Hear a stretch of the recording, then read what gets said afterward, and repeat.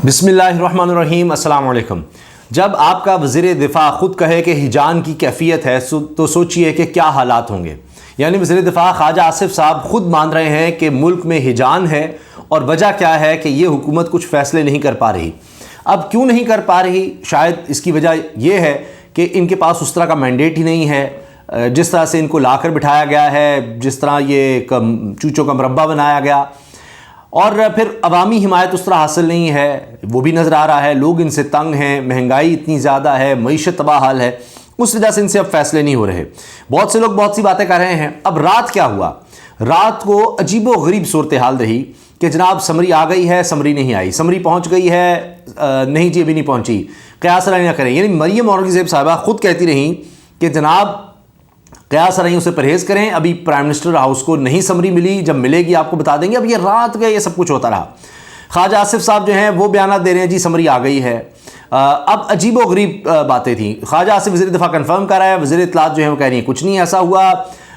फिर क्या होता है, सुबह जाके पता लगता है कि जनाब हाँ जी आ गई है समरी। इसी दौरान रात गए ISPR की तरफ से ये बयान जारी किया जाता है, यानी ट्विटर पर, कि GHQ has forwarded the summary for selection of chairman joint chiefs of staff committee and chief of army staff containing names of 6 senior most lieutenant generals to ministry of defence. अब ये बात सामने आती है कि जनाब अब 6 लोगों के नाम सामने आ गए हैं। ख्वाजा आसिफ का ख्याल था वज़ीर दिफ़ा का कि जनाब 3 हो या 5 हो, अब 6 लोगों के नाम आ गए। शेख रशीद कह रहे हैं बहुत अच्छा हुआ, जितने भी सीनियर लोग थे उन सब के नाम दे दिए गए हैं। और अब क़यास राइयाँ या ये कि जनाब कोई फ़ौज इस हवाले से चाह रही थी कि काम रोका जाए और इतबार नहीं, वो सब ख़त्म हो गया। अब बॉल जो है वो हुकूमत की कोर्ट में है। लेकिन हाल सुनिए क्या है कि अब पार्लिमानी जमातों का एक इजलास बुलाया जा रहा है, उनके सरबराहों से बात की जाएगी, प्राइम मिनिस्टर बुला रहे हैं। ख़ुद प्राइम मिनिस्टर ये फ़ैसला नहीं कर रहे और तमाम इत्तेहादियों को साथ मिलाकर फैसला किया जाएगा जी चीफ ऑफ आर्मी स्टाफ कौन होगा।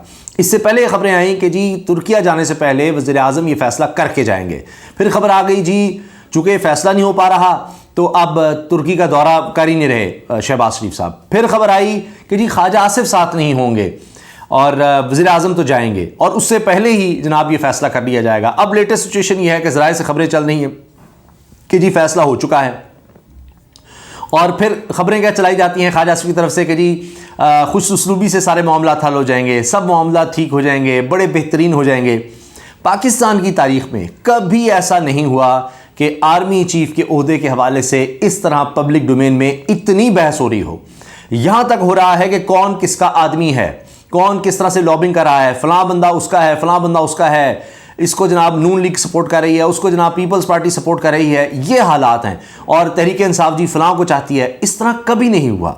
इतनी ज़्यादा सियासत, इतनी ज़्यादा बहस कभी नहीं हुई।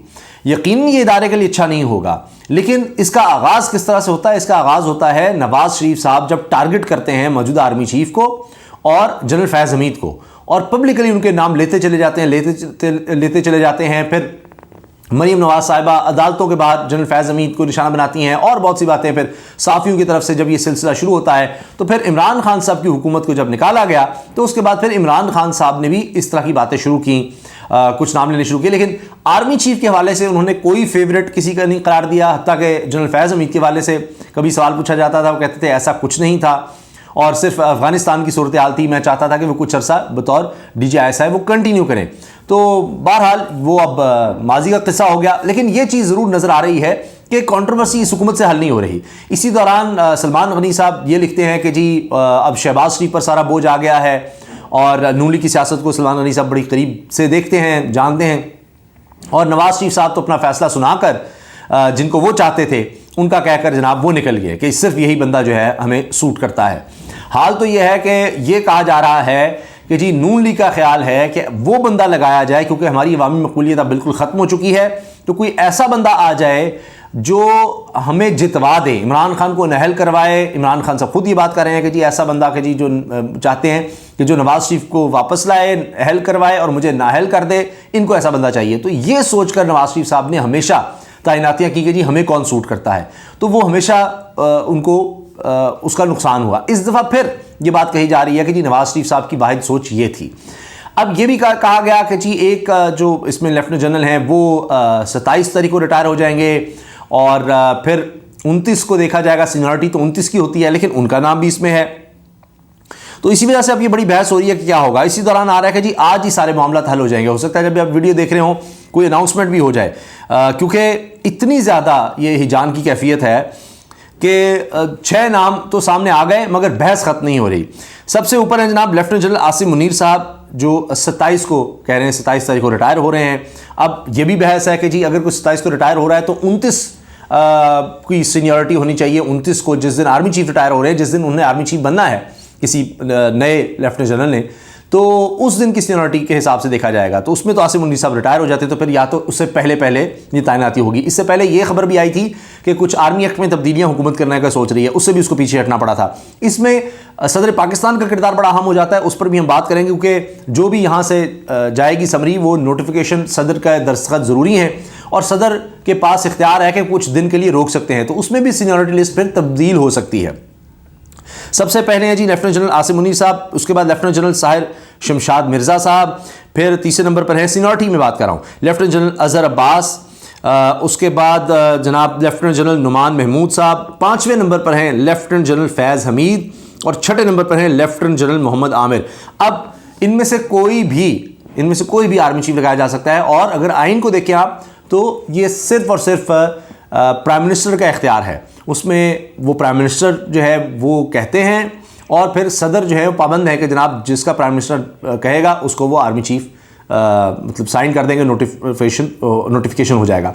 लेकिन ये कंसल्टेशन हो रही है और शायद माजी में कभी नहीं हुआ कि पार्लिमानी पार्टियों से आर्मी चीफ की तैनाती की कंसल्टेशन हो रही हो। इतने कमज़ोर शहबाज शरीफ साहब हैं, आप सोचिए ज़रा। और आसिफ जरदारी की रात की मुलाकात से भी बादल छट नहीं सके, मामलात हल नहीं हो सके। तो जो हुकूमत ये करेगी और इस तरह सोचकर करेगी वो आगे क्या चलेगी। इमरान खान साहब तो वाज़ेह तौर पर कह चुके हैं कि मैं इस सारे मामले से पीछे हट चुका हूँ। अब वज़ीर आज़म से वज़ीर दिफ़ा की मुलाकात, 2 अहम तैनातियों के लिए आने वाले नामों पर मुशावरत, ये मुशावरत मुसलसल चल रही है। बयानात आ चुके कि जनाब समरी के बगैर भी तैनाती हो सकती है। ये बयानात राना सनाउल्लाह, शाहिद खान अब्बासी कि जी आइन की खिलाफ वर्जी है, ये उन्होंने एक प्रेशर टैक्टिक के तौर पर इस्तेमाल किया और फिर आखिरकार ISPR की तरफ से ये स्टेटमेंट आ गई कि जनाब नाम तो हम भेज चुके हैं। और फिर ये जो कहते रहे कि जी कोई नहीं नाम आया, कुछ नहीं हुआ, उससे भी हुकूमत की रात को ही पता लग गया कि सुबकी हुई, ये तो सब ड्रामा था, प्रेशर टैक्टिक्स थे और कन्फ्यूजन खुद हुकूमत फैला रही है, खुद बुखलाहट का शिकार है और कौम को भी जान की कैफियत में मुब्तला किया हुआ है, उससे माशी सतह पर भी मसाइल हो रहे हैं। लेकिन इस तरह का कभी नहीं देखा गया, कभी ऐसी सूरत हाल नहीं देखी गई। ये अजीबो गरीब सूरत हाल है, इतनी ज़्यादा बहस, इतने ज़्यादा नाम, हर नाम पर बहस, कौन किसका आदमी है, यहाँ तक ये हो रहा है। और फिर ये देखिए ना, अहम तैनाती पर 1-2 दिन में हिजानी कैफियत ख़त्म हो जाएगी ख्वाजा आसिफ, ये मुलाकातों के बाद ये कह रहे हैं, यानी 1-2 दिन अभी और लगेंगे। वज़ीर आज़म से मिलने के बाद भी ये बात हो रही है। तो अब आप देखिए ना कि नवाज़ शरीफ शहबाज शरीफ के दरमियान अलग ठन चुकी है। नवाज़ शरीफ कह रहे हैं जो मैंने कह दिया बस वो करो, शहबाज शरीफ पर कुछ और प्रेशर्स हैं, वो अब किस तरफ जाएं उनको समझ नहीं आ रही। मरियम औरंगज़ेब साहबा कह चुकी जी वज़ीर आज़म मुतय्यन तरीक़ाकार के मुताबिक तैनातियों का फ़ैसला करेंगे। इदारे ने सारे नाम शामिल करके दूरअंदेशी का सबूत दिया, शेख रशीद ने ये बात की है। फिर एक और बड़ी अहम बात ये भी देखने को मिली कि ख्वाजा आसिफ साहब जो हैं इस सारे मौजू में कहते हैं मुझसे कोई ज़्यादा सवाल ना करें, मुझे आइन का या इन चीज़ों का इतनी डेप्थ का पता नहीं है। तो फिर कहते हैं जी ख्वाजा आसिफ का बयान आखिरकार सुबह तक वज़ीर आज़म ऑफिस को आर्मी चीफ की तैनाती के लिए समरी मौसूल हो गई है, इसकी वो तस्दीक करते हैं। तो अब इत्तेहादियों को बुलाना, अब आसिफ जरदारी का बीच में आना, ये बहुत से सवालों को जन्म दे रहा है कि मामला किस तरफ जा रहे हैं, क्या होने जा रहा है। और इसी दौरान वसअतुल्लाह खान साहब ने ट्वीट किया, मैंने इसको रीट्वीट भी किया कि जी सदर को इख्तियार है कि वो किसी भी समरी पर दस्तखत से पहले 15 दिन तक गौर कर सकते हैं और इसे नज़र सानी के लिए वापस भी भेज सकते हैं। दोबारा मौसूल समरी पर भी वो 10 दिन तक गौर कर सकते हैं। अगर तब भी दस्तखत ना हो तो फिर वो समरी खुद ब खुद नाफिज तस्वुर होगी। तो लिहाजा इस तरह से आप ये देखिए कि तकरीबन 1 माह का डिले जो है वो तो सदर खुद कर सकता है। तो इसलिए भी मुलाकातें हो रही थी कि जी जनाब वो इसहाक डार मिल रहे हैं, ये मिल रहे हैं, वो मिल रहे हैं। तो लग ये रहा है कि इस वक्त PDM नून लीग शदीद दबाव का शिकार है, समझ से उनके बाहर है कि क्या करना है, किस तरह से करना है। तो ये हुकूमत किस तरह से चलाएंगे? इनको सिर्फ अपने केसेस ख़त्म करने का पता था और इनको किसी चीज़ की समझ नहीं आ रही। कोई भी कदम उठाते हैं, यानी यूँ समझिए कि उसको घुमाने की कोशिश करते हैं तो रंगे हाथों पकड़े जाते हैं। इस मामले में ये अगर मगर करते रहे, आई समरी नहीं आई। फिर जब DG ISPR को सामने आकर उनकी तरफ से, ISPR की तरफ से स्टेटमेंट आ गई कि जनाब समरी तो भेज दी हुई है और 6 नामों की, तो फिर वो बहस जो है ख़त्म होनी चाहिए थी, लेकिन उसके बावजूद ख़त्म नहीं हो रही। उसके बावजूद मामला आगे बढ़ रहा है। अब शहबाज शरीफ साहब किस तरह से इससे निकलते हैं, कौन सा नाम आता है, अब तक सबको इस चीज़ का इंतज़ार है और उसके बाद भी ये बहस ख़त्म होगी या नहीं, ये भी एक अब पहेली बन चुकी है। अल्लाह हाफ़िज़।